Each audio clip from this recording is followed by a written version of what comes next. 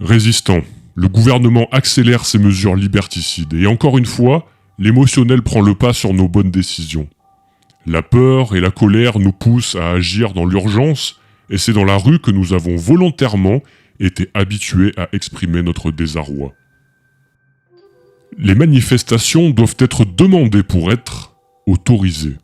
Mais depuis quand devons-nous demander la permission de nous insurger ? Ces mouvements populaires renforcent le sentiment d'unité et permettent aux individus de se rassurer quant à leur position. Ne pas être seul est une préoccupation humaine. Pour exemple, les membres d'une foule sont davantage convaincus par le phénomène d'universalité, selon lequel l'idée que si tout le monde dans la foule agit de telle ou telle manière, elle ne pourra pas se tromper. Prenons garde de ne pas nous gargariser de l'énergie engendrée par la ferveur populaire. Surtout, participer aux manifestations donne l'impression d'un travail accompli, d'avoir servi la cause populaire, et donc d'avoir été utile. Cette illusion d'utilité occulte le résultat espéré de nos mobilisations. Il suffit de regarder nos précédentes tentatives pour s'en convaincre.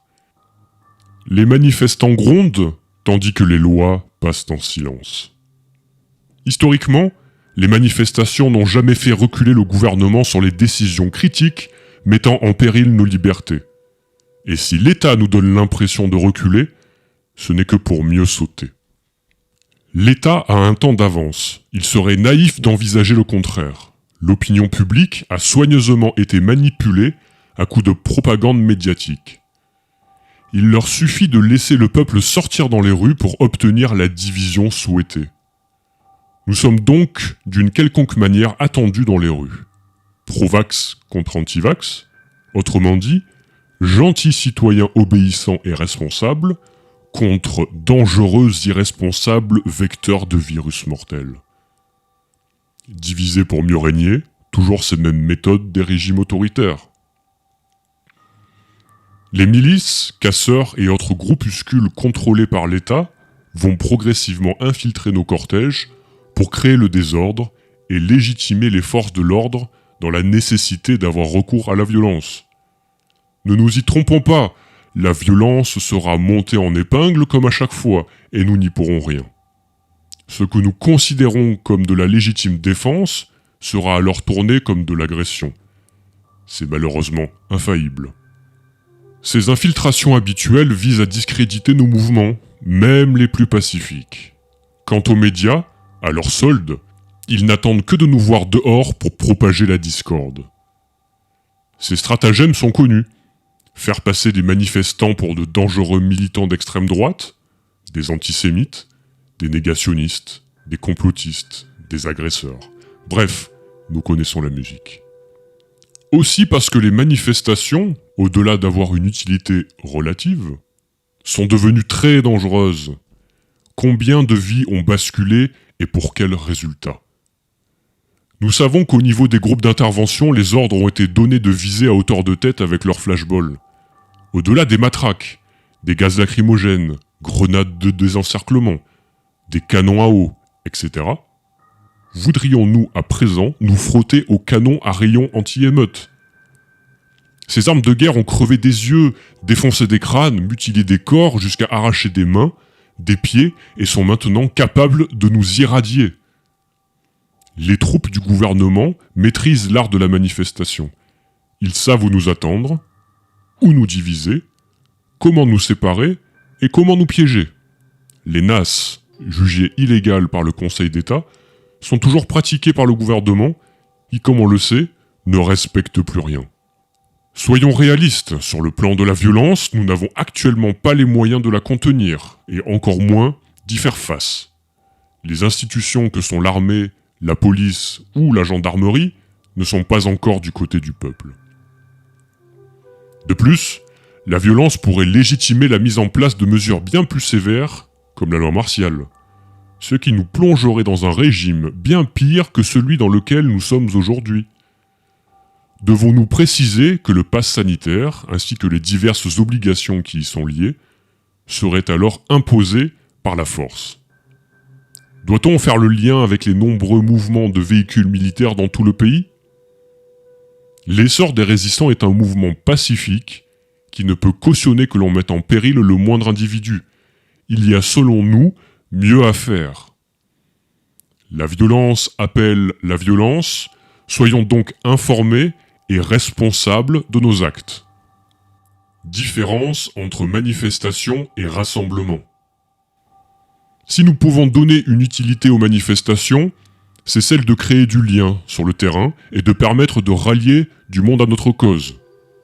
Alors plutôt que de manifester à proprement parler, nous pouvons simplement faire des rassemblements pacifiques, c'est-à-dire investir des lieux et échanger dans le calme, sans pour autant planifier des marches en criant des slogans tapageurs. Créer plusieurs regroupements spontanés dans une ville permettrait d'élargir le champ d'action. La cooptation, la distribution de tracts, l'affichage de pancartes, la création de liens sociaux, ainsi que les réunions de travail seraient tout aussi, voire plus efficaces, tout en étant moins risquées et moins attendues. Frapper plus fort. Nous possédons des armes redoutables pour bousculer le système, qui n'est qu'un colosse aux pieds d'argile. Le boycott, certainement le plus grand pouvoir que possède le peuple, à la condition qu'il en prenne enfin majoritairement conscience. Il suffit simplement de ne plus consommer pour tout arrêter, car notre consommation collective façonne notre société. Cela nécessite tout de même une certaine organisation et une forte adhésion. La grève et les blocages. Une grève à la consommation mettrait l'économie à l'arrêt, comme le permet le boycott, pour des cibles particulières, mais d'une manière bien plus radicale. Tout comme le blocage stratégique, dans la mesure où le peuple ne se met pas lui-même de bâton dans les roues. Le bank run, ou panique bancaire. S'il y a un système qui ne tient qu'à un fil, c'est bien l'économie. Une banque, même en bonne santé, ne peut pas faire face à des retraits massifs de tous ses clients. Retirer ensemble une somme d'argent liquide de façon synchronisée créerait une terrible faille dans leur système. Faille qui ne manquerait pas de révéler la nature fictive de notre système économique. La sécession. Lorsque nous ne sommes pas en accord avec l'État, la première des mesures est de se séparer de lui en faisant sécession. Elle permet de faire scission avec la collectivité nationale pour former un État distinct ou pour se réunir à un autre. La souveraineté. Autre corde à notre arc, pouvant davantage renforcer notre stratégie de sécession, est celle de nous appuyer sur la méconnue fraude au nom légal. Pour nous extraire définitivement de ce système commercial dont nous appartenons tous, malgré nous. La création de projets. Si nous ne sommes pas en accord avec ce modèle de société, il ne tient qu'à nous d'en créer un nouveau, avec des projets plus en adéquation avec nos aspirations. Les possibilités sont sans limite, à nous de réfléchir au monde que nous voulons bâtir pour demain. Nos actions. Ce que nous définissons comme nos actions constitue la base de ce que les résistants doivent être en mesure de réaliser au quotidien pour s'extraire du système. Ce qui inclut bien sûr le travail de fourmi qu'est la réinformation, création et distribution de tracts, sensibilisation sur le terrain, etc. L'information est une arme à elle seule. Ces stratégies de résistance seront développées ultérieurement, car toutes méritent d'être soigneusement développées.